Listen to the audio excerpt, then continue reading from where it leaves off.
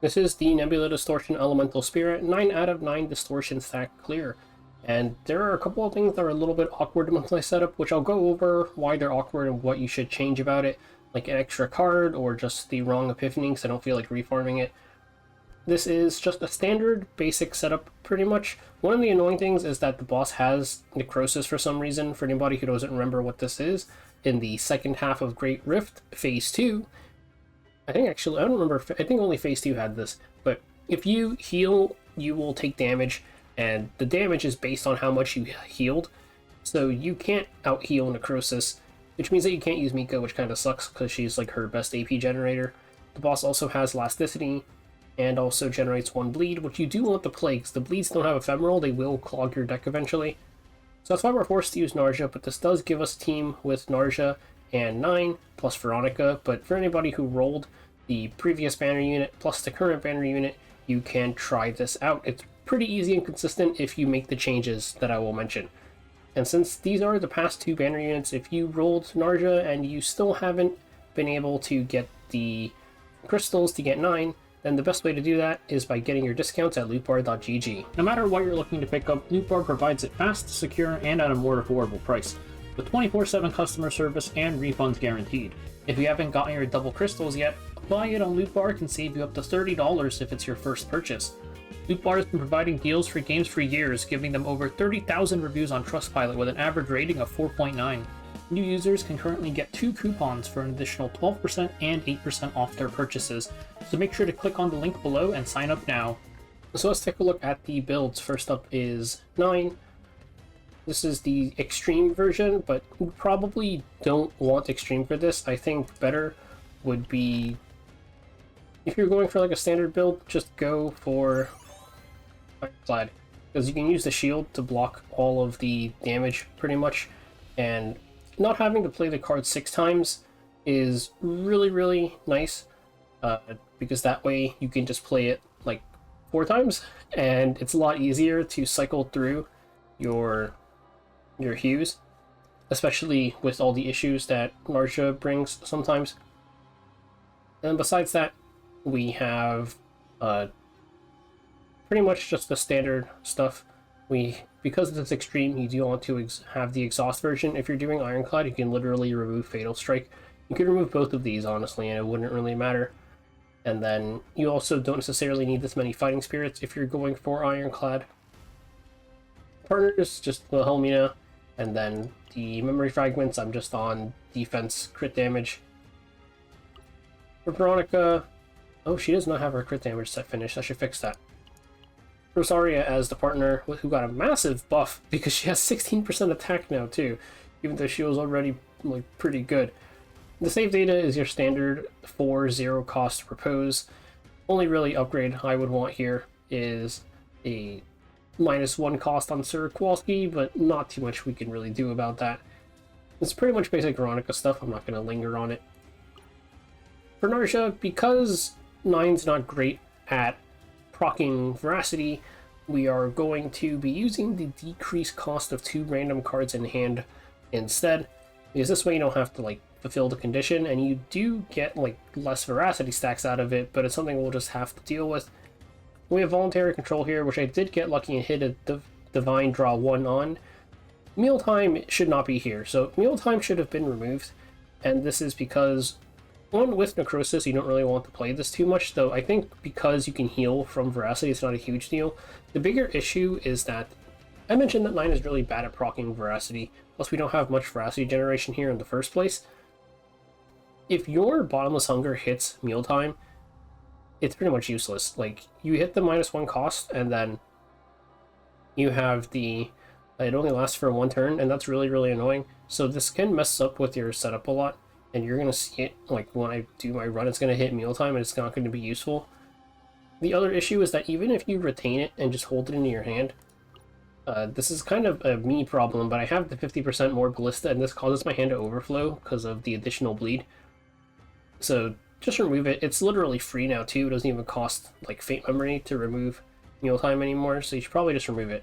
And then Shackles of Hunger, I went with the one that moves back to your hand just to clear up hand space, because that's all I really wanted. You could go for the usual one that gives you 6 veracity on attunement, and I think that's okay too.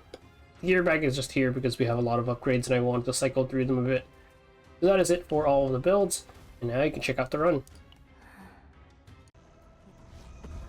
So again, this is going to look pretty awkward because I'm kind of brute forcing it and I don't want to reform my decks.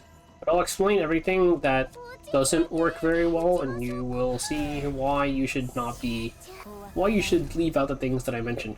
So first things first, mealtime is really bad.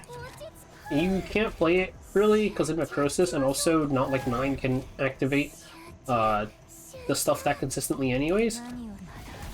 The problem with mealtime is just having it in your hand is not good because your bottomless hunger is like going to hit it sometimes, and if it's not 0 cost already, then you just don't get any value out of it, which kind of sucks. And then the other thing is that, I think how I'm going to play this, I have the EP to play it naturally, so we're just going to do it like this.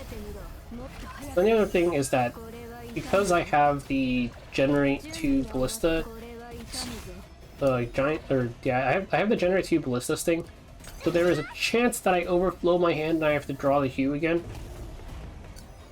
So that can be annoying in certain situations. So that's only if you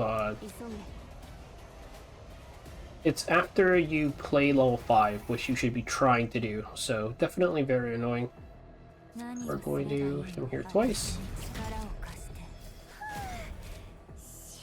So our meal time is 0 cost now, which is nice. We have to play this twice, so we can do 1, 2. Not being able to play the bleed here isn't fantastic either, but not much we can really do about that. The second awkward thing is our hue being extreme is really rough to deal with when we have to like play like this. It's just really annoying because you can't like, what is the word? You can't play it 6 times that consistently when you're like stuck with these limitations. A lot easier to play it 4 times, so definitely recommend going Ironclad.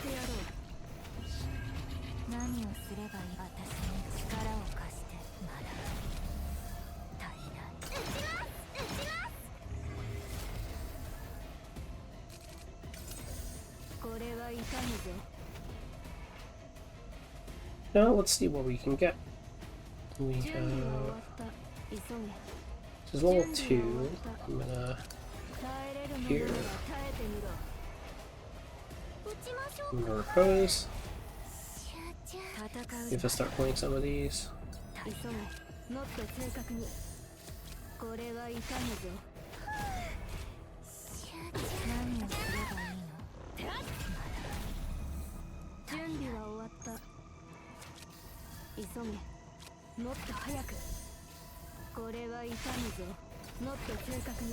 And barring very bad RNG on our draws, we should be at the point where it's not that bad for us to cycle through our entire hand. And we have a lot of draw cards here, which is nice.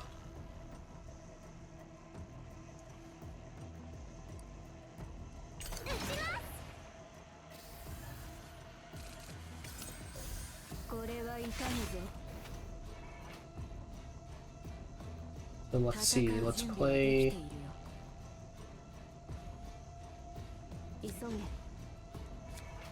I think I should suck it up and play the bleed.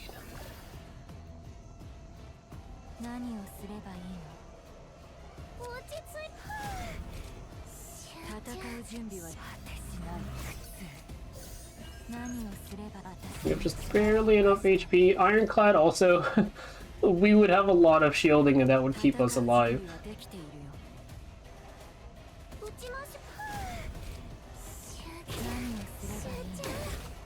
But it's fine. HP is just a resource to be used.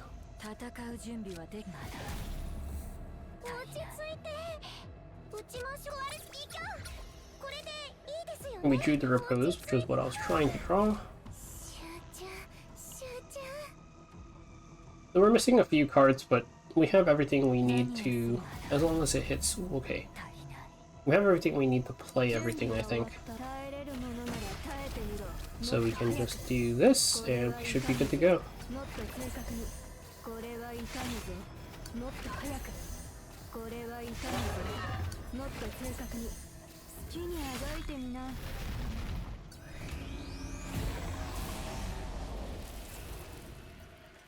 私の支援は役に立ちましたか？そこまで大した活躍じゃなかったと思うけど。